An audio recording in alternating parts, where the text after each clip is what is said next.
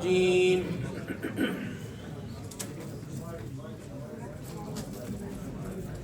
بسم الله الرحمن الرحيم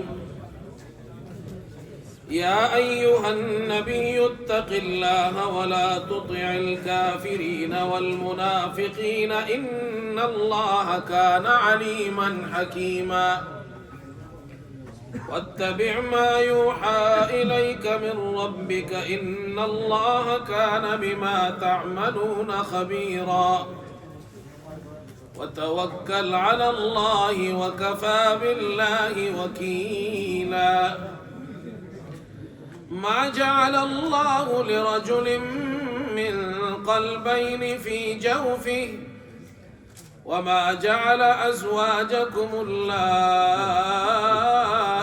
تظاهرون منهن أمهاتكم وما جعل أدعياءكم أبناءكم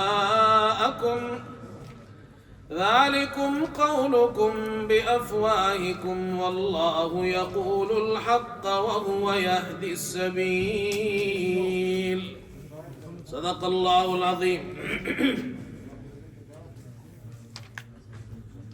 اس سورت کا نام سورہ احزاب ہے اور آج ہم نے 22واں سپارہ مکمل کیا اور 23ویں سپارے میں سورہ یاسین کے ابتدائی 2 رکوع پڑھے ہیں۔ سورہ احزاب سے خلاصہ بیان ہوگا۔ یہ احزاب جماعتوں کو کہتے ہیں، تو مسلمانوں پر مدینہ منورہ میں جتنے اس زمانے کے مشرکین اور کافر تھے سب نے مل کر ایک بہت بڑا حملہ کیا اور وہ گروپوں کی شکل میں آئے، جماعتوں کی شکل میں آئے۔ اس لیے اللہ نے اس صورت میں اس واقعے کا ذکر کیا ہے، اپنی مدد کا ذکر کیا۔ سورت کا نام سورہ احزاب ہے۔ اس صورت میں ابتدا میں اللہ نے 8 مسائل ذکر کیے ہیں اجمالاً، اور پھر آگے تفصیلاً ذکر کیے ہیں۔ سورت کی ابتدا میں اللہ تعالیٰ نے ارشاد فرمایا اپنے نبی صلی اللہ علیہ وسلم سے کہ آپ کسی کی بھی پرواہ مت کیجیے، اللہ نے آپ کو نبی اور رسول بنا کر بھیجا ہے، آپ اللہ کے دین کی دعوت دیجیے۔ یا ایھا النبی اتق اللہ، اے نبی اللہ سے ڈریے، ولا تطع الکافرین والمنافقین، کافروں اور منافقوں کی بات نہ مانیں۔ ان اللہ کان علیما حکیما، اللہ علیم ہے، جاننے والا، حکیم، حکمت والا ہے۔ واتبع ما یوحی الیک من ربک، جو آپ کی طرف وحی کی جاتی ہے آپ اس وحی کی اتباع کیجیے۔ اللہ جو آپ کی طرف وحی کرتا ہے آپ اس کی اتباع کیجیے۔ پہلی بات یہ ذکر فرمائی۔ دوسری بات اللہ تعالیٰ نے یہ ذکر فرمائی کہ اللہ تعالیٰ نے کسی انسان کے سینے میں 2 دل نہیں بنائے۔ انسان کے سینے میں اللہ نے 2 دل نہیں بنائے، دل ایک ہے۔ ما جعل اللہ لرجل من قلبین فی جوفہ، اللہ نے 2 دل نہیں بنائے، اللہ نے 1 دل بنایا۔ مطلب کیا ہے کہ اللہ نے 1 دل بنایا ہے تو اس دل میں ایک اللہ آتا ہے۔ اللہ نے 2 دل نہیں بنائے، 1 دل اللہ کے لیے، 1 دل مخلوق کے لیے، کہ خدا کو بھی، اللہ کو بھی مانو، اس کے ساتھ دوسروں کو شریک بھی کرو۔ تمہارے دل میں صرف ایک خدا ہونا چاہیے۔ خدا اور اللہ اور رب ایک ہے، اس لیے دل بھی اللہ نے 1 بنایا ہے۔ تیسری بات، ما جعل ادعیاءکم ابناءکم، تمہارے منہ بولے بیٹوں کو اللہ نے تمہارا بیٹا نہیں بنایا ہے۔ اگر تم کسی کو منہ بولا بیٹا بنا لو تو وہ تمہارے کہنے سے تمہارا بیٹا نہیں بنتا۔ شروع میں، زمانے اسلام کے شروع میں آپ صلی اللہ علیہ وسلم نے حضرت زید کو، یہ بچے تھے تو ان کو یہ آزاد تھے، غلام نہیں تھے، لیکن ان کو کسی نے اغوا کیا اور لے جا کر ان کو فروخت کر دیا، غلام بنایا۔ یہ چلتے چلتے مکہ آئے، حضرت ختیجہ رضی اللہ عنہا کے پاس، اور حضرت خدیجہ رضی اللہ عنہا کی رسول اللہ صلی اللہ علیہ وسلم سے شادی ہوئی تو یہ بچہ انہوں نے آپ کو دے دیا، یہ غلام۔ ان کے والدین کو پتہ چلا، باپ کو، چاچاؤں کو، کہ مکے میں ہمارا بیٹا ہے، تو یہ آئے اور حضرت صلی اللہ علیہ وسلم سے کہا آپ جتنا مال لینا چاہے لے لے، یہ بچہ ہمارا ہے، ہمیں دے دیں۔ آپ نے فرمایا بغیر مال کے لے جاؤ۔ تو باپ گیا، چچا گیا، بڑے خوش ہوئے، بیٹے سے کہا چلو گھر چلتے ہیں۔ تو بیٹے نے عجیب جواب دیا، دنیا میں ایسا بیٹا آپ کو نہیں ملے گا، نہ ایسا جواب ملے گا۔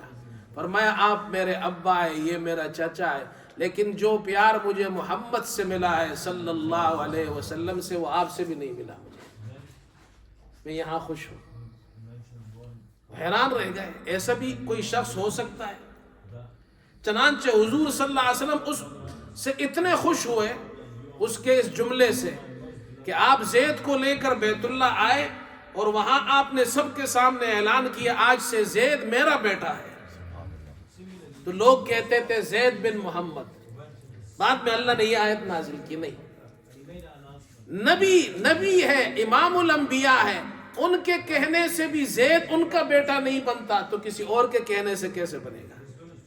اس لیے ان کو ان کے باپ کے نام سے پکارو۔ نسب تبدیل نہیں ہوتا، کسی کے کہنے سے نسب نہیں بدلتا ہے۔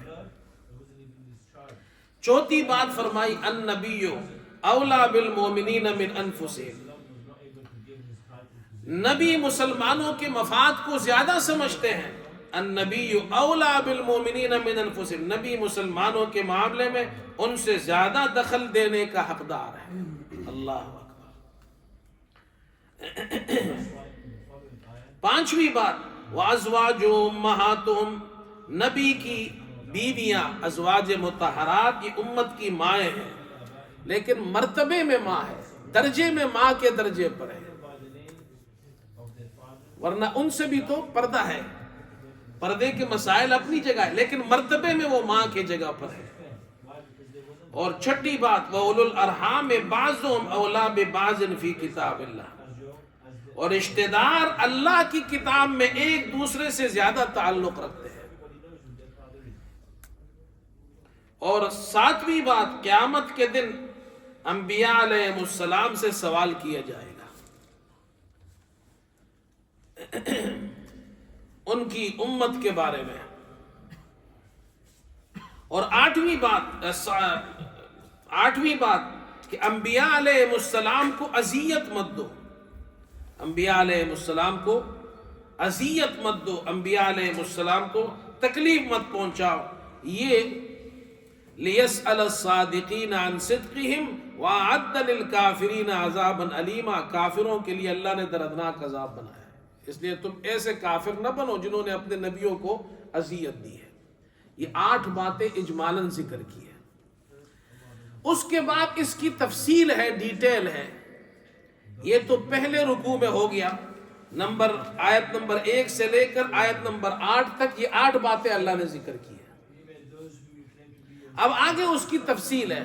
اب آیت نمبر 8 کے بعد آیت نمبر 9 ہے، اور یہاں سے لے کر آیت نمبر 9 سے لے کر یہ 20 تک، آیت نمبر 9 سے لے کر 20 تک اللہ تعالیٰ نے اس میں غزوہ احزاب کا ذکر کیا ہے، اور پہلی بات کی ڈیٹیل ہے، آپ کسی کی پرواہ مت کریں، جو آپ کی طرف وحی کی گئی ہے آپ اس کی اتباع کریں۔ شروع میں فرمایا تو اللہ کی مدد آپ کے ساتھ ہوگی۔ چنانچہ یہ واقعہ اس رکوع میں بیان ہوا ہے، اس کا خلاصہ میں بیان کر دیتا ہوں۔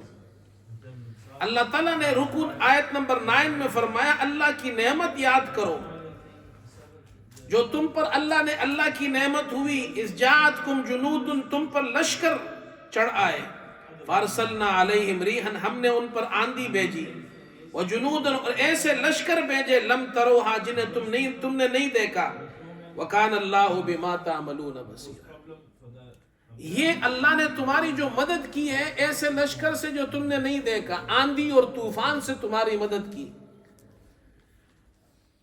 5 ہجری میں ہجرت کا 5واں سال تھا۔ بنو نذیر ایک قبیلہ تھا مدینے میں یہود کا، آپ صلی اللہ علیہ وسلم نے ان کی شرارتوں کی وجہ سے ان کو نکال دیا تھا وہاں سے۔ انہوں نے جا کر مکہ مکرمہ میں مشرکین سے کہا کہ ہمارے ساتھ مل کر ہم مسلمانوں پہ حملہ کرتے ہیں۔ تو مشرکین نے کہا کہ تمہاری بات پہ ہم کیسے یقین کریں، یہ بتاؤ ہمارا دین اچھا ہے یا محمد صلی اللہ علیہ وسلم کا دین اچھا ہے۔ حالانکہ مشرکین تو شرک کرتے ہیں اور یہود کے مذہب میں بھی شرک نہیں ہے، لیکن دشمنی میں آ کر انہوں نے کہا تمہارا دین اچھا ہے۔ تو وہاں انہوں نے معاہدہ کیا کہ ٹھیک ہے ہم حملہ کریں گے مسلمانوں پر۔ پھر وہ غطفان ایک قبیلہ تھا، بہت بڑا قبیلہ، وہاں گئے اور ان سے کہا کہ آپ بھی ہمارے ساتھ مل جائے۔ وہ بڑا جنگجو قبیلہ تھا اور ہماری جو سالانہ پیداوار ہوگی اس میں آدھی پیداوار آپ کو دیں گے۔ وہ بھی مل گئے۔ ان کی تعداد ہو گئی 10,000 یا 12,000، بعض حضرات کہتے ہیں 10,000، بعض کہتے ہیں 12,000، اور مسلمان صرف 3,000 تھے۔ اگر وہ 12,000 تھے تو مسلمان سے 4 گنا زیادہ تھے۔ انہوں نے حملہ کیا مدینے میں، اور مدینے میں ایک قبیلہ تھا بنو قریظہ جنہوں نے مسلمانوں سے معاہدہ کیا تھا، انہوں نے بھی معاہدہ توڑ دیا اور وہ ان کے ساتھ مل گئے۔ رسول اللہ صلی اللہ علیہ وسلم نے صحابہ سے مشورہ کیا، جو اندر عورتیں تھی، بچے تھے، ان کو محفوظ کیا، اور باقی صحابہ باہر نکلے۔ اور حضرت سلمان رضی اللہ تعالیٰ عنہ، حضرت سلمان فارسی نے مشورہ دیا کہ ہمارے علاقے میں جب جنگ ہوتی تھی تو ہم خندق کھودتے تھے، تو اس طرح دشمن شہر میں داخل نہیں ہو سکتا۔ تو ان کے مشورے پہ عمل کیا۔ اس سے پہلے عرب کے لوگ نہیں جانتے تھے کہ جنگ میں خندق بھی کھودی جاتی ہے۔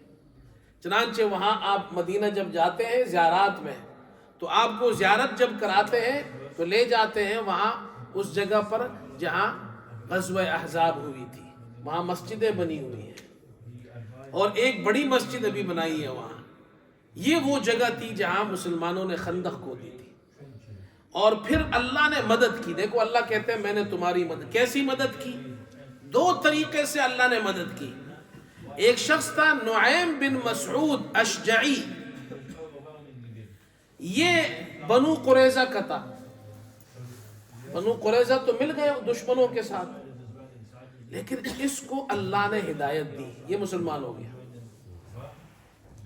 مسلمان ہو گیا، آپ صلی اللہ علیہ وسلم کے پاس آیا، کہا میں مسلمان ہو گیا، آپ پر اسلام لایا، لیکن میرے اسلام کی خبر اب میرے قوم کو نہیں ہے، کسی کو بھی نہیں ہے، تو مجھے آپ، جنگ ہے، یہ تو حالت جنگ ہے ابھی اس وقت، ہم تو جنگ میں ہیں، میرے پاس ایک پلان ہے، آپ اجازت دیجئے میں اپنی جو میں نے پلاننگ کی ہے مجھے وہ پلاننگ کرنے دے، اس پر عمل کرنے دے۔ آپ صلی اللہ علیہ وسلم نے فرمایا ٹھیک ہے، مسلمان ہے، اسلام لایا، کہتے میرے پاس ایک پلاننگ ہے، یہ دشمن سب کے سب بھاگ جائیں گے۔ آپ صلی اللہ علیہ وسلم نے ان کو اجازت دی۔ اب ایک آدمی ہے، اللہ جب کام لینا چاہے تو ایک آدمی سے بھی کام لیتا ہے، اور دوسری طرف 12,000 آدمی ہے، اور وہ ایک آدمی بھی ان کا ہے جو مسلمان ہو گیا۔ اب وہ بنو قریظہ گیا، سب سے پہلے اپنی قوم کے پاس گیا، ان سے کہا یہ جو بنو غطفان ہے، مکے والے ہیں، بنو نذیر ہے، یہ تو سب باہر کے لوگ ہیں، مدینے میں نہیں رہتے، یہ جنگ کرنے آئے ہیں، جنگ کے بعد چلے جائیں گے، تم یہاں رہ جاؤ گے، تمہارا کیا حال ہوگا؟ تم تو پھنس گئے۔ انہوں نے کہا بات تو ٹھیک ہے، ہم تو پھنس گئے، ہم کیا کریں؟ کہا میرے پاس ایک پلاننگ ہے۔ کہ جی بتاؤ، کہ یہ جو تمہیں، جو بنو نذیر جنہوں نے تمہیں جنگ میں اندر کرنے کی کوشش کی ہے، ان سے کہو کہ جی ہم تو تمہارے ساتھ جنگ میں شامل ہوں گے اس شرط پر کہ تم اپنے کچھ سردار ہمارے پاس رہن رکھواؤ، اپنے بڑے لوگ ہمارے پاس رکھواؤ کہ تم یہاں سے بھاگو گے نہیں، تو تمہارے کچھ لوگ ہمارے پاس ہوں گے، تم بھاگو گے نہیں، پھر ہم تمہارے ساتھ جنگ میں شریک ہوں گے۔ انہوں نے کہا دس از اے ویری گڈ آئیڈیا۔ پھر یہاں سے یہ آدمی گیا اور جا کر وہ جو دوسرے لوگ تھے مشرکین اور وہ جو ان کے ساتھ ملے ہوئے تھے، ان سے کہا بھئی تم مجھے جانتے ہو، انہوں نے کہا جی ہاں جانتے ہیں آپ کو، نعیم ہے بنو قریظہ کے، آپ سب جانتے ہیں آپ کو. کہ بھائی دیکھو میں بنو قریظہ کا آدمی ہوں، لیکن آپ لوگ جنگ کرنے آئے ہیں، اس لیے میں آپ کو ایک بات بتا رہا ہوں. ہماری جو قوم ہے نا بنو قریظہ، وہ آپ کے پاس آئیں گے، آپ سے کچھ سردار مانگیں گے اپنے پاس رکھنے کے لیے. آپ کو پتہ یہ کیوں مانگ رہے ہیں؟ اس لیے کہ انہوں نے محمد صلی اللہ علیہ وسلم سے معاہدہ کر لیا ہے کہ آپ کے سردار ان کو حوالہ کریں گے، ان کو ماریں گے تو وہ اپنی جان بچ جائے گی ان کی. انہوں نے کہا اچھا ایسا ہے؟ انہوں نے کہا بالکل. دوسرے دن ان کے آدمی آئے، انہوں نے کہا جی ہم آپ کے ساتھ جنگ میں شریک ہوں گے، ہماری شرط یہ ہے کہ ہمیں کچھ سردار دے دو. انہوں نے کہا جی وہ جو آدمی کہہ رہا تھا نا ٹھیک کہہ رہا تھا، یہ ہمارے سردار لے کر مارنا چاہتے ہیں. انہوں نے سردار نہیں دیے. سردار نہیں دیے تو وہ شامل بھی نہیں ہوئے، دونوں کو آپس میں لڑا دیا. تو اللہ نے ایک تو طاقت ان کی اس طرح کم کر دی، اور دوسرا یہ ہوا کہ رات کو ایسی ہوا چلی، ایسی سخت سردی، ایسی ہوا چلی، ان کے خیمے اڑ گئے اور سب کے سب وہاں سے بھاگے. اللہ اکبر. یہ اللہ نے اپنی مدد کو ذکر کیا تو فرمایا آپ کسی کی پرواہ نہ کریں، آپ ہمارے دین کا کام کریں، آپ کی مدد ہم کریں گے. اس کے بعد پھر فرمایا دوسرا رکوع ہے آیت نمبر 21، لَقَدْ كَانَ لَكُمْ فِي رَسُولِ اللَّهِ أُسْوَةٌ حَسَنَةٌ. یہ نمبر 2 ہے. دوسری بات یہاں ذکر فرمائی، نہیں یہ پہلی بات ہے، پہلی بات یہاں ذکر ہو رہی ہے. پہلی بات یہ کہ رسول اللہ صلی اللہ علیہ وسلم کو اللہ نے بہترین نمونہ بنایا. لَقَدْ كَانَ لَكُمْ فِي رَسُولِ اللَّهِ أُسْوَةٌ حَسَنَةٌ لِمَنْ كَانَ يَرْجُو اللَّهَ وَالْيَوْمَ الْآخِرَ وَذَكَرَ اللَّهَ كَثِيرًا. اس کے لیے اللہ نے محمد صلی اللہ علیہ وسلم کو بہترین نمونہ بنایا جو اللہ پر اور قیامت کی امید رکھتا ہے اور اللہ کو بہت یاد کرتا ہے. اس کے بعد دوسری بات اگلے رکوع میں 28 میں وہاں فرمایا آپ کے دو دل نہیں ہو سکتے، انسان کے دو دل نہیں ہو سکتے. اب یہاں فرما رہے اللہ نے نبی صلی اللہ علیہ وسلم کی بیویوں کا ذکر کیا کہ آپ کے یا کسی بھی انسان کے دو دل نہیں ہو سکتے. تو آپ کے بھی دو دل نہیں ہے کہ ایک دل اللہ کے لیے ہو، ایک دل بیویوں کے لیے ہو. نبی صلی اللہ علیہ وسلم کی بیویوں کا ذکر کیا، قُلْ لِأَزْوَاجِكَ إِن كُنتُنَّ تُرِدْنَ الْحَيَاةَ الدُّنْيَا وَزِينَتَهَا فَتَعَالَيْنَ أُمَتِّعْكُنَّ وَأُسَرِّحْكُنَّ سَرَاحًا جَمِيلًا. اگر دنیا اور دنیا کی زینت آپ چاہتے ہیں، نبی کے گھر میں یہ نہیں ملے گا. اگر تم دنیا چاہتے ہو، دنیا کی چیزیں چاہتے ہو تو پھر آؤ، میں تمہیں پیسے دے دوں گا اور مال و متاع دے دوں گا، لیکن تمہیں اچھی طرح رخصت کر دوں گا، میرے گھر میں نہیں رہ سکتے. اللہ نے نبی کو بنا کر بھیجا ہے اور نبی صلی اللہ علیہ وسلم نے یہ فقر والی زندگی گزاری ہے. آپ کا فقر اختیاری تھا، آپ کی اپنی چوائس تھی، ورنہ اللہ نے تو آپ سے کہا آپ چاہے تو ہم احد پہاڑ کو سونا بنا دے آپ کے لیے، لیکن آپ نے اس کو پسند نہیں فرمایا. پھر نبی صلی اللہ علیہ وسلم کی بیویوں کا ذکر کیا کہ ان کی، نبی صلی اللہ علیہ وسلم کی بیویوں کا مقام کیا ہے، تو اس کا ذکر کیا آیت نمبر 33 میں، انما یرید اللہ لیذھب عنکم الرجس اہل البیت. اللہ یہ چاہتا ہے کہ اے نبی کی گھر والیوں تم سے ناپاکی دور کر دے اور تمہیں خوب پاک کر دے. یہ نبی صلی اللہ علیہ وسلم کی بیویوں کے بارے میں یہ آیت نازل ہوئی، اس لیے کہ یہ پورا رکوع نبی صلی اللہ علیہ وسلم کی بیویوں کے بارے میں ہے نا. اور کچھ لوگ کہتے ہیں یہ جو صحابہ کے دشمن ہے رافضی، روافض، وہ کہتے ہیں نہیں جی یہ آیت جو ہے آیت تطہیر یہ نبی صلی اللہ علیہ وسلم کی بیویوں کے بارے میں نہیں ہے، یہ حضرت علی، حضرت حسن اور حسین اور فاطمہ اور محمد صلی اللہ علیہ وسلم، یہ 5 ہے، 5 تن پاک، ان کے بارے میں ہے. آپ اس کا ترجمہ دیکھیں، ترجمہ دیکھیں، انگلش میں بھی دیکھیں، یہ طلبہ بیٹھے دیکھ رہے ہیں انگلش میں دیکھیں. انما یرید اللہ، اللہ چاہتا ہے، لیذھب عنکم الرجس، تم سے ناپاکی دور کر دے، اہل البیت، اہل البیت اے نبی کی گھر والیوں.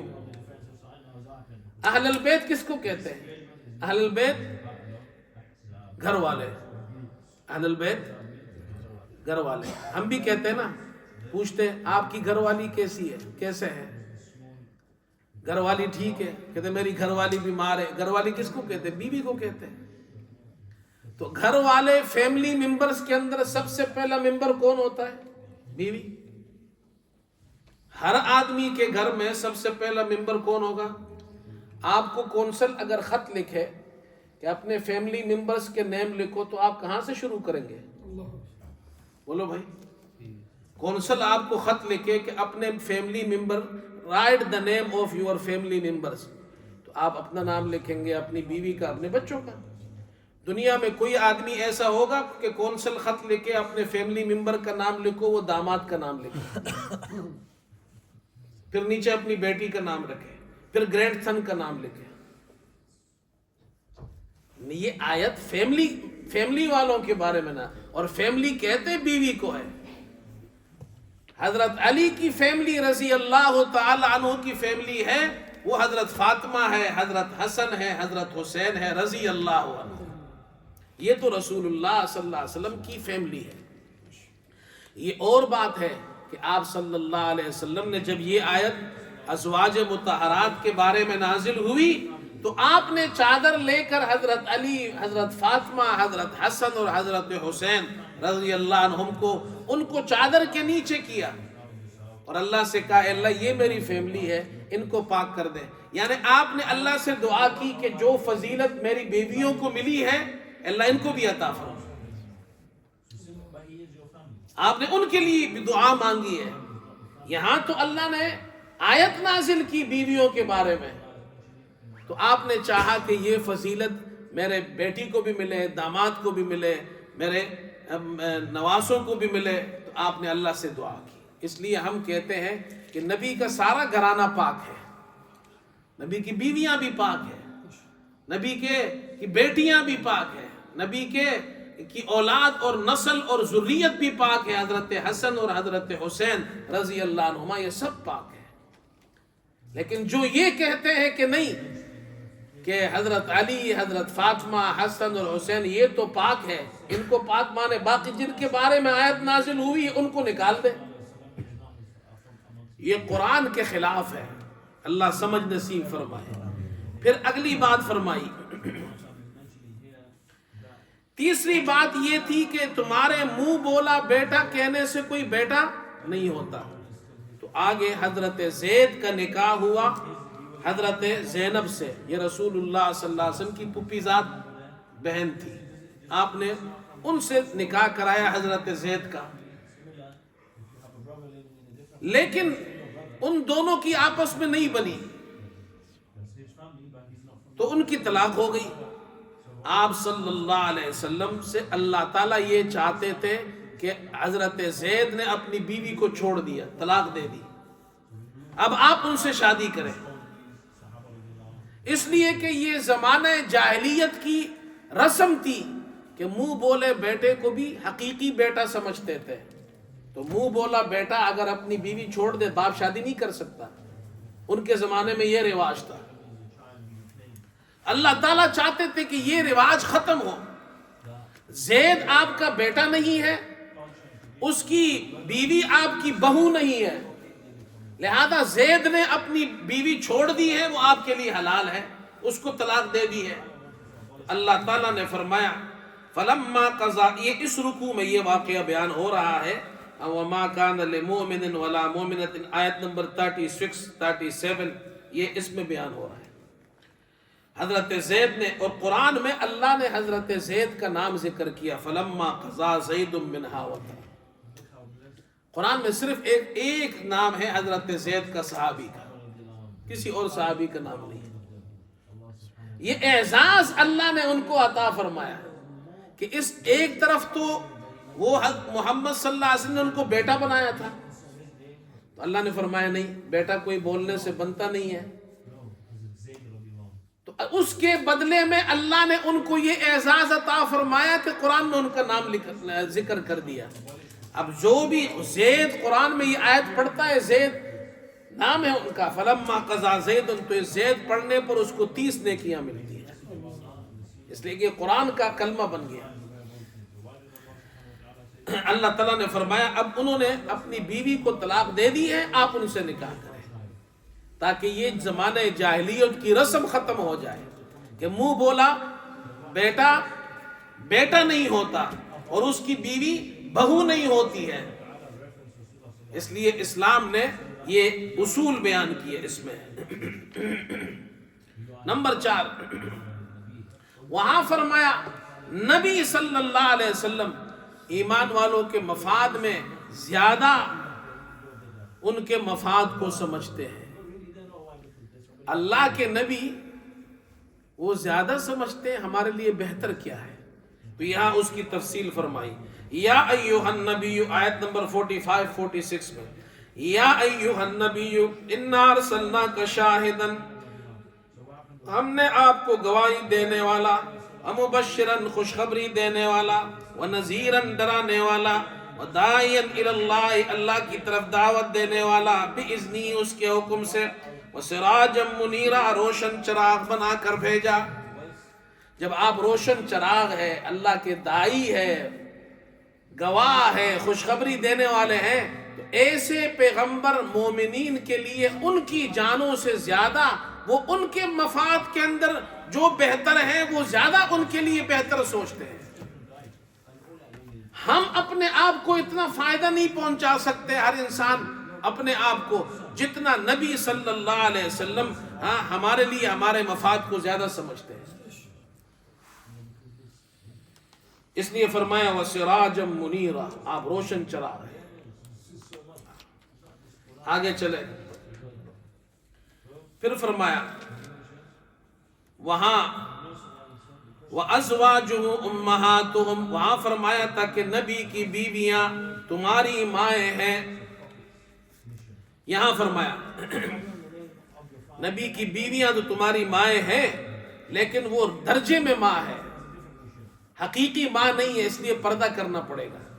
یا ایھا الذین آمنوا لا تدخلوا بیوت النبی الا یؤذن لکم، 53 میں تفصیل سے فرمایا نبی صلی اللہ علیہ وسلم کے گھر میں جاؤ جب وہ تمہیں اجازت دے، اور جب کھانا ختم ہو جائے پھر وہاں سے نکل جاؤ، اس لیے کہ گھر والوں کو تکلیف ہوتی ہے اور تم سے پردہ ہے ان کا، یہ مسئلہ بھی بیان کر دیا۔ اور کبھی کوئی بات پوچھنی ہو وَإِذَا سَأَلْتُمُوهُنَّ مَتَاعًا فَاسْأَلُوهُنَّ مِنْ وَرَاءِ حِجَاب، پردے کے پیچھے سے پوچھو، اگرچہ وہ تمہاری ماں کے درجے پر ہے۔ پھر 7ویں بات فرمائی قیامت کے دن انبیاء سے سوال ہوگا۔ اللہ اکبر، آیت نمبر 66 اور 67 میں، یا اللہ، یوم تقلب وجوہہم فی النار یقولون یا لیتنا اطعنا اللہ واطعنا الرسول۔ اللہ قیامت کے دن، اللہ اکبر، جب سوال ہوگا تو یہ جتنے کافر ہوں گے یہ کہیں گے یا لیتنا، یوم تقلب وجوہہم فی النار، جس دن ان کے منہ میں آگ الٹ دیے جائیں گے تو وہ کہیں گے کاش کہ ہم اللہ اور رسول کی بات مان لیتے۔ وَقَالُوا رَبَّنَا، کہیں گے ہمارے رب، اِنَّا اطَعْنَا سَادَتَنَا وَكُبَرَانَا، ہم نے اپنے سرداروں کی بات مانی، فَأَضَلُّونَا السَّبِيلَ، انہوں نے ہمیں گمراہ کر دیا۔ وہاں افسوس کریں گے، اللہ فرماتے ہیں افسوس وہاں کرو گے، یہاں مان لو۔ 8ویں بات فرمائی نبی کو اذیت مت دو، تکلیف مت دو، یہ آیت نمبر 71 میں اور 69، 70 اور 71 میں، یا ایھا الذین آمنوا لا تکونوا کالذین عصوا موسیٰ، 69، اے ایمان والو ان لوگوں جیسے مت ہو جنہوں نے حضرت موسیٰ کو اذیت دی، تم اپنے نبی کو اذیت مت دو۔ یہ 8 باتیں ذکر فرمائی اس سورت کے اندر۔ آگے سورت سبا ہے، اللہ نے سبا ایک قوم تھی ان کا ذکر کیا ہے اس سورت میں۔ انکار قیامت، کہ یہ جو کافر ہیں یہ قیامت کا انکار کرتے ہیں۔ وقال الذین کفروا لا تأتینا الساعۃ، کافر کہتے ہیں قیامت نہیں آئے گی۔ اللہ فرماتے قل بلا وربی لتاتینکم، اللہ فرماتے ہیں آپ کہہ دو کہ ہاں آئے گی، قسم ہے میرے رب غائب کے جاننے والے، عالم الغیب، قیامت آئے گی۔ آیت نمبر 3 میں فرمایا۔ اس کے بعد اگلا رکوع ہے کہ جو دو قسم کے لوگ ہیں، ایک وہ ہیں جو شکر کرتے ہیں، ایک وہ ہیں جو ناشکرے ہیں۔ تو شکر کرنے والوں کا ذکر پہلے کیا، حضرت سلیمان علیہ السلام کا ذکر فرمایا۔ اللہ اکبر۔ داؤد علیہ السلام ان کے والد ہیں، اللہ فرماتے وہ ہمارے شکر گزار بندے تھے، ہم نے ان پر اپنی نعمتیں برسائی، تم بھی شکر کرو گے تمہیں بھی نعمتوں سے نوازیں گے۔ اور حضرت سلیمان علیہ السلام ان کی پر جو نعمتیں تھی اللہ نے وہ تفصیل سے آیت نمبر 10 میں، آیت نمبر 11 میں، 12 میں، 13 میں یہ تفصیل سے ذکر کیا ہے، ان نعمتوں کو ذکر کیا۔ حضرت داؤد علیہ السلام پر پہاڑ ان کی تسبیح کا جواب دیا کرو، اللہ فرما رہے ہیں پہاڑوں سے یا جبال اوبی معہ والطیر۔ اللہ اکبر۔ بے شک ہم نے داؤد کو اپنے طرف سے بڑی فضیلت عطا فرمائی۔ یا جبال، اللہ فرماتے اے پہاڑوں، اوبی معہ، ان کی تسبیح کا جواب دیا کرو۔ جب حضرت داؤد تسبیح پڑھے تو تم بھی تسبیح پڑھا کرو۔ والطیر، اور پرندوں کو اللہ نے تابع کر دیا۔ وَأَلَنَّا لَهُ الْحَدِيدَ، اللہ فرماتے ہم نے ان کے لیے لوہا نرم کر دیا، جیسے ہمارے ہاتھ میں موم ہوتا ہے، حضرت داؤد کے ہاتھ میں لوہا اس طرح ہوتا تھا۔ اَنِعْمَ السَّابِغَاتٍ، کہ کشادہ زرہ بنائے، وَقَدِّرْ پھر سردی اندازے سے کڑیاں بنائے۔ وَعْمَلُوا صَالِحًا، تم نیک عمل کرو، اِنِّی بِمَا تَعْمَلُونَ بَصِيرٌ۔ وَلِسُلَيْمَانَ الرِّيحَ غُدُوُّهَا شَهْرٌ وَرَوَاحُهَا شَهْرٌ، حضرت سلیمان ان کا تخت ہوا میں اڑتا تھا، ایک صبح کے وقت میں اتنا سفر کرتا تھا جس طرح اس زمانے میں لوگ ایک مہینے میں کرتے تھے، اور ایک شام میں اتنا سفر کرتا تھا وہ تخت جتنا اس زمانے میں لوگ ایک مہینے میں کرتے تھے۔ اللہ نے یہ اپنی نعمتیں ذکر کی ہے۔ پھر فرمایا اس کے مقابلے میں اگلی آیت نمبر 15 میں، آیت نمبر 16 میں قوم سبا کا ذکر کیا۔ یہ قوم تھی، اللہ نے بڑی نعمتیں ان کو دی، نوازی، لیکن انہوں نے ناشکری کی تو اللہ کا عذاب آیا۔ یہ حضرت عیسیٰ علیہ السلام سے 800 سال پہلے یہ ایک قوم تھی، قوم سبا، اور بڑی جناب کیا ہے ان کے پاس ہر چیز، اللہ نے ہر چیز سے نوازا تھا ان کو۔ اس زمانے میں پانی کا انتظام نہیں ہوتا تھا تو انہوں نے اپنے لیے ڈیم بنایا، اور ایسا ڈیم بنایا اس زمانے میں، اس کا بند جو تھا ڈیم کا 150 فٹ لمبا اور 50 فٹ چوڑا، اتنا بڑا ڈیم بنایا۔ اب اس سے انہوں نے وہاں اس میں سوراخ کر دیے چھوٹے چھوٹے، اس کو بند کرتے تھے، کھولتے تھے، جب پانی کی ضرورت ہوتی تھی تو پانی چھوڑ دیتے تھے، جب ضرورت نہیں ہوتی تھی تو بند کر دیتے تھے۔ پھر ان کے علاقے میں دونوں طرف باغات تھے، راستے میں جاؤ ادھر بھی باغ ادھر بھی باغ۔ پھر ان کی یہاں موسم اتنا خوشگوار تھا، صحت افزا مقام تھا، کوئی مچھر مکھی وہاں نہیں ہوتے تھے، اور پھل فروٹ اتنے زیادہ ہوتے تھے، مفسرین کہتے ہیں کوئی عورت سر پر ٹوکرا رکھ کر باغ میں سے صرف گزرتی تھی، جب باغ سے باہر نکلتی تھی تو اس کا ٹوکرا بھر جاتا تھا۔ لیکن انہوں نے اللہ کی نافرمانی کی تو اللہ نے ان پر سیلاب بھیجا، بند توڑ دیا۔ بند کیسے توڑا؟ چوہے بھیج دیا اللہ نے، بڑے چوہے، ایک تو چھوٹے ہوتے ہیں نا، بڑے والے چوہے اللہ نے بھیج دیے۔ انہوں نے وہ بند جو تھا اس کو کریدنا شروع کیا۔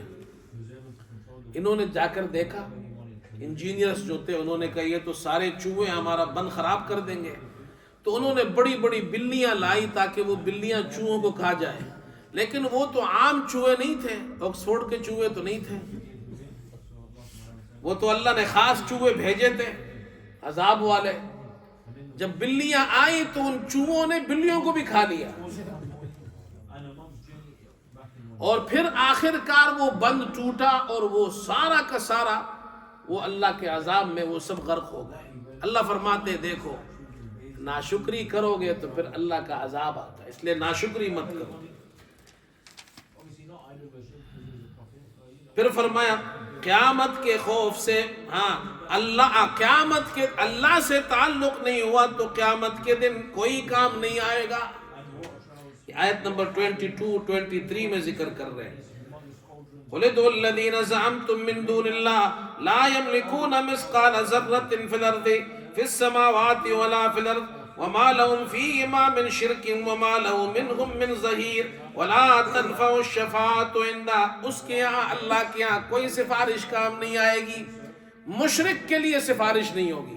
یاد رکھیں سفارش قرآن میں اللہ نے سفارش کا ذکر کیا ہے، انبیاء علیہ السلام قیامت کے دن سفارش کریں گے، اور سب سے بڑی سفارش اور شفاعت عظمیٰ محمد صلی اللہ علیہ وسلم فرمائیں گے۔ آپ فرماتے ہیں میں سجدے میں جاؤں گا اور اللہ کی تعریف اور حمد بیان کروں گا، پھر اور کتنا بیان کروں گا یہ اللہ جانتا ہے، اور کیا بیان کروں گا اللہ مجھے اپنے محامد اس وقت عطا فرمائیں گے کہ میں وہ بیان کروں گا۔ اور پھر اللہ فرمائیں گے کہ اے محمد اپنا سر اٹھائیے، آپ مانگیے اور ہم آپ کو دیتے جائیں گے۔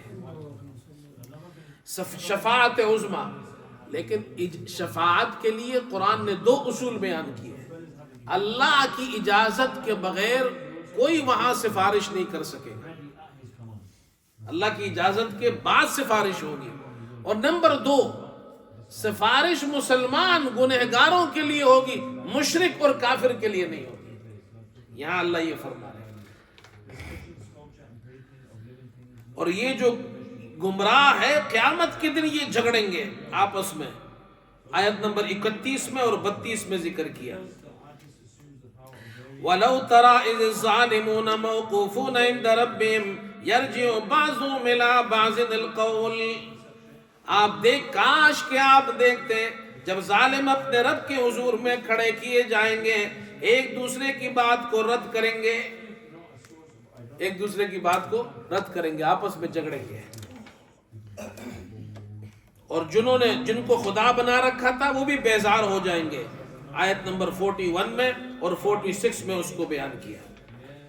اور اس کے بعد قیامت کے دن یوم القیامہ اللہ تعالیٰ فرما رہے ہیں ہم نے اس کا ذکر جو نبی تم سے قیامت کا ذکر کر رہے ہیں اس میں نبی کا اپنا کوئی فائدہ نہیں ہے۔ قُلْ مَا سَأَلْتُكُم مِّنْ أَجْرٍ فَهُوَ لَكُمْ 47 میں آپ فرما دیجئے اس پر جو اجرت میں نے تم سے مانگی وہ تمہاری، میں تم سے کوئی نہیں مانگتا۔ إِنْ أَجْرِيَ إِلَّا عَلَى اللَّهِ، میرا اجر تو اللہ پر ہے، اللہ دے گا مجھے، میرا کوئی فائدہ نہیں ہے، تمہارا فائدہ ہے۔ آگے سورہ فاطر ہے،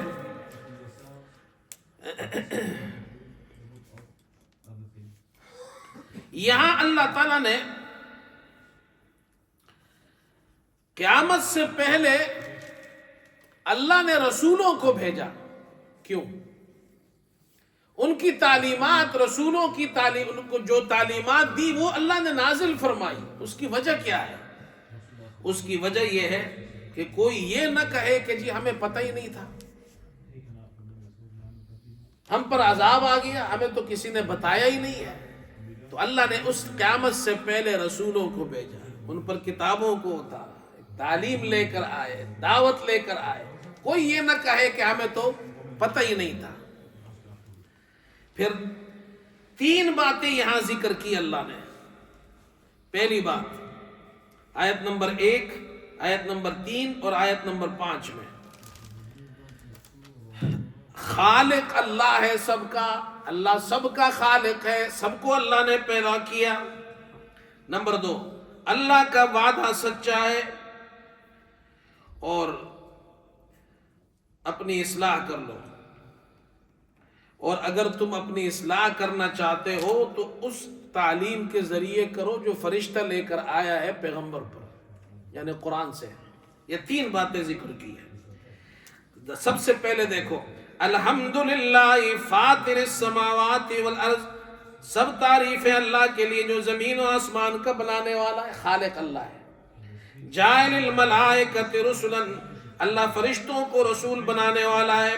اُولی اجنحۃ، جن کے دو دو تین تین چار چار پر ہے، مثنی و ثلاث و رباع، جو تعلیم فرشتے لے کر آئے اس کو، اور وہ فرشتے اتنے طاقتور ہیں، دو دو تین تین چار چار پر ہے ان کے، ان سے کوئی وہی جو لاتے ہیں کوئی چھین نہیں سکتا، کوئی اس میں ملاوٹ نہیں کر سکتا۔ رسول اللہ صلی اللہ علیہ وسلم نے حضرت جبرائیل علیہ السلام کو اصلی شکل میں دیکھا، 600 پر تھے، اور جب وہ اپنی اصلی شکل میں آئے تو افق کو گھیر لیا تھا انہوں نے، اتنے بڑے تھے،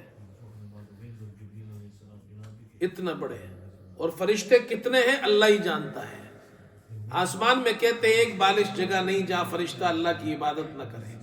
ایک مرتبہ جو فرشتہ بیت المعمور میں اوپر اللہ کا گھر ہے وہاں داخل ہو جائے قیامت تک اس کی باری نہیں آتی ہے، اتنے بڑے فرشتے ہیں۔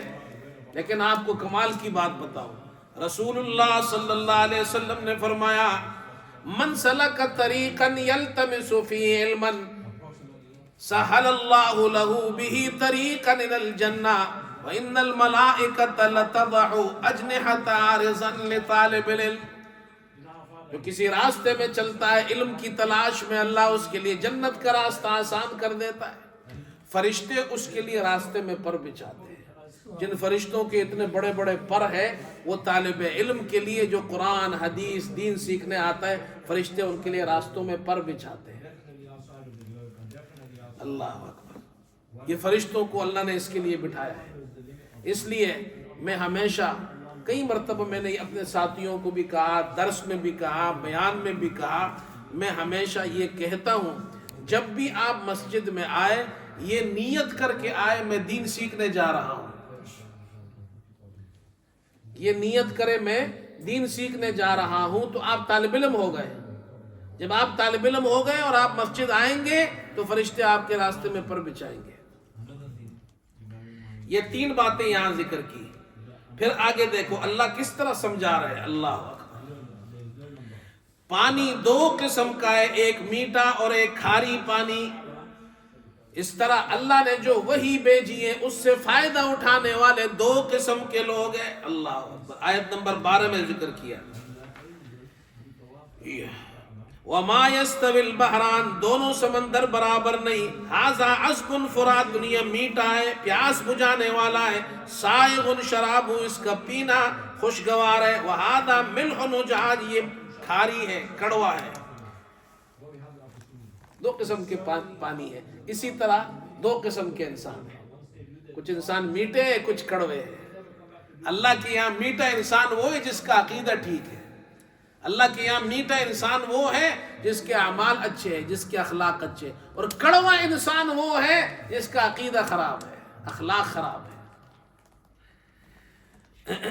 پھر آگے اللہ فرما رہے، اللہ اکبر، اب اسی مسئلے کو دوبارہ آگے سمجھا رہے ہیں آیت نمبر 19 میں، 20 میں، 21 میں، 22 میں۔ وَمَا يَسْتَوِي الْأَعْمَى وَالْبَصِيرُ، اندھا اور دیکھنے والا برابر نہیں، وَلَا الظُّلُمَاتُ وَلَا النُّورُ، اندھیرے اور روشنی برابر نہیں، وَلَا الظِّلُّ وَلَا الْحَرُورُ، سایہ اور دھوپ برابر نہیں، وَمَا يَسْتَوِي الْأَحْيَاءُ وَلَا الْأَمْوَاتُ، زندہ اور مردے برابر نہیں، إِنَّ اللَّهَ يُسْمِعُ مَن يَشَاءُ، اللہ جسے چاہے سناتا ہے، وَمَا أَنْتَ بِمُسْمِعٍ مَّن فِي الْقُبُورِ، آپ قبر والوں کو نہیں سنا سکتے۔ یہ سارے برابر نہیں ہیں۔ اسی طرح جو اللہ والے ہیں اور جو مشرک ہے یہ دونوں برابر نہیں ہیں، جو اچھے اعمال والے جو برے اعمال والے یہ برابر نہیں ہیں۔ اس لیے تم اچھے بنو، برے مت بنو۔ پھر آگے دیکھو اللہ مثالوں سے سمجھا رہے ہیں۔ اللہ اکبر، ایک پانی ہے، ایک پانی، لیکن اس ایک پانی ایک مٹی ہے، مٹی بھی ایک ہے، پانی بھی ایک ہے۔ اللہ کی قدرت دیکھے، الم تر ان اللہ انزل من السماء ماء، اللہ نے آسمان سے پانی اتارا، فاخرجنا به ثمرات، اس سے پھل نکالے اللہ نے، مختلفا الوان، اس کے رنگ مختلف ہے، رنگ الگ الگ ہے۔ کتنے قسم کے پھل ہیں؟ وَمِنَ الْجِبَالِ جُدَدٌ بِيضٌ پہاڑوں کے مختلف رنگوں کے، پہاڑ بھی مختلف رنگوں کے، بیضٌ کچھ تو سفید ہے، وحمر اور کچھ تو سرخ ہے، مختلف الوانها وغرابیب سود اور کچھ تو بہت زیادہ سیاہ ہے۔ پہاڑ بھی مختلف ہے، سفید پہاڑ بھی ہے، سرخ پہاڑ بھی ہے اور کالے پہاڑ بھی ہے۔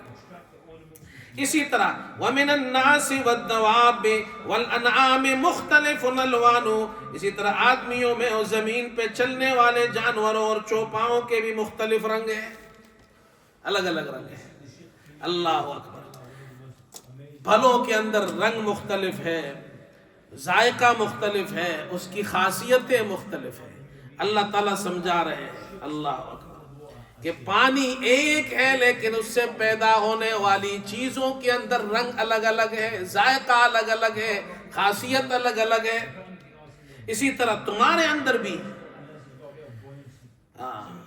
اللہ کی رحمت الہی جب برسے گی اور تمہارا دل کھلے گا تو پھر اس کی الگ الگ کیفیات ظاہر ہو۔ اس لیے اپنے دل کے اندر اس نور کو جلاؤ، قرآن والا نور ہے۔ جب یہ اندر آئے گا تو تمہارے اندر روشنی آئے گی، نور دل میں آئے گا، دل سے پھر اس کے گھر میں بھی آئے گا، اس معاشرے میں بھی آئے گا، اس سوسائٹی میں بھی آئے گا۔ اللہ اکبر۔ آگے اللہ نے فرما رہے ہم نے تمہیں خلیفہ بنا کر رحمت الہی کا دروازہ کھول دیا، اس سے فائدہ اٹھاؤ گے تو تمہارا فائدہ، نہیں اٹھاؤ گے تو تمہارا نقصان، ہمارا کوئی نقصان نہیں۔ آیت نمبر 39 میں اللہ ذکر کر رہے ہیں وَهُوَ الَّذِي جَعَلَكُمْ خَلَائِفَ فِي الْأَرْضِ، زمین میں تمہیں اللہ نے قائم مقام بنایا۔ فَمَنْ كَفَرَ فَعَلَيْهِ كُفْرُهُ، جو کفر کیا جس نے، اس کا وبال اس پر ہے۔ وَلَا يَزِيدُ الْكَافِرِينَ كُفْرُهُمْ عِنْدَ رَبِّهِمْ إِلَّا مَقْتًا، کافروں کا کفر ان کے رب کے یہاں سوائے ناراضگی کے اور کچھ زیادہ نہیں کرتا۔ اللہ ناراض ہوگا ان سے تو تمہارا نقصان ہوگا۔ یہ اس کے آخری رکوع تھا سورہ فاطر کا، اس کے بعد سورہ یاسین ہے، انشاءاللہ یہاں سے کل بیان کریں گے۔ اللہ ہم سب کو عمل کی توفیق عطا فرمائے۔ اللہم انا نسألک الہدی والتقی والعفاف والغنی، نسألک من خیر ما سألک منہ نبیک محمد صلی اللہ علیہ وسلم، ونعوذ بک من شر ما استعاذک منہ نبیک محمد صلی اللہ علیہ وسلم، وصلی اللہ تعالی علی خیر